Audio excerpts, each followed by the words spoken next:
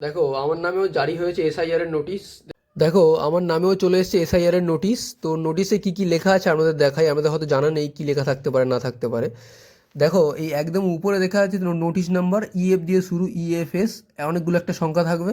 দেখো নোটিশ লেখা আছে, ডান দিকে একটা কিউআর কোড থাকবে, সেই কিউআর কোডে পুরো নোটিশের ডিটেলস থাকবে।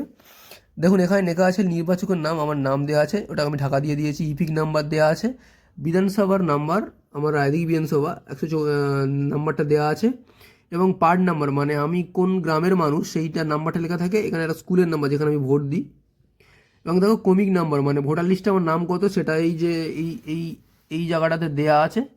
এবং ঠিকানা দেখতে পাচ্ছ, এই জায়গাটাতে ঠিকানা দেওয়া আছে, দক্ষিণ চব্বিশ পরগনা, ডায়মন্ড হারবার, আমার গ্রামের নাম বা পড নাম্বার ইত্যাদি।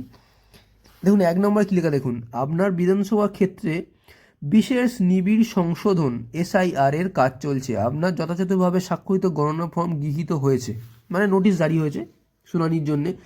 নিম্নলিখিত বিষয়গুলি পর্যবেক্ষণ করা হয়েছে। দেখুন কী কী ভুল আছে তার জন্য আমার এসছে। বর্তমান ভোটার তালিকা এবং পূর্ববর্তী এসআইআর এর সমস্ত প্রস্তুত ভোটার তালিকা আপনার পিতার নামের তালিকা অমিলের কারণে, মানে আমার বাবার নামের সাথে আমার নামের মিল হচ্ছে না, সেই জন্যে গণনা ফর্মে দেখানো সংযোজন অনুযায়ী মনে হচ্ছে আপনি পূর্ববর্তী এসআইআর এর ভোটার তালিকার সাথে যুক্ত হয়েছেন, ওই জন্য এসছে। এবং পূর্ববর্তী এসআইআর এর সময় প্রস্তুত ভোটার তালিকার সাথে কোনো মিল না থাকার সম্ভবত ভুল মিল থাকার পরিপ্রেক্ষিতে আপনাকে অনুরোধ করা হচ্ছে, মানে পূর্ববর্তী যে ভোটার লিস্ট ছিল তাতে কিছু ভুল ছিল, বাবার নামের সাথে আমার নামের বানান, এই জন্যে। এর পিছনেও দেখো আর একটা পাতা আছে যেটাতে কি কি লাগবে, মানে 13টা ডকুমেন্ট, সেটা তোমাদের আমি পরের ভিডিওতে দেখিয়ে দেবো।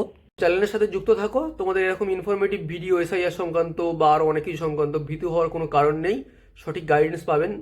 চ্যানেলের সাথে যুক্ত থাকুন, ভবিষ্যতে এরকম ভালো ভালো ভিডিও অবশ্যই আপনারা পাবেন।